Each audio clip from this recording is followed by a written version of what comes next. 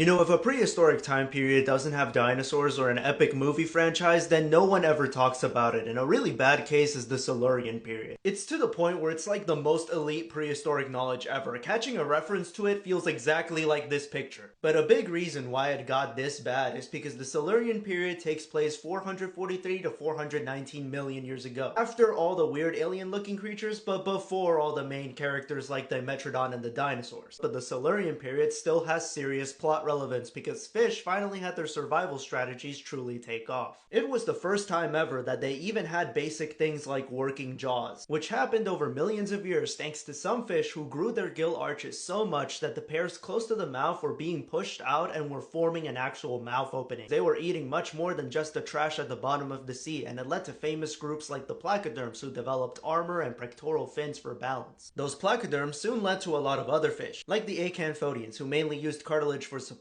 and that made them the early blueprints for what eventually would become the first sharks. Placoderms also led to fish who used actual bones. Some of them even had lobed fins made up of a series of bones. One of them was even the first vertebrate apex predator, who was only 3 feet long, but that was crazy for the time. But get this, those lobed fin fish are the ancestors of the fish who eventually got on land and set everything in motion. It's really crazy how different things could have gone if those fish had been wiped out by a mass extinction at the end of the Silurian. But the Silurian never had a meteor or some sort of global cooling. It kinda just ended, and everyone kept grinding and evolving as usual.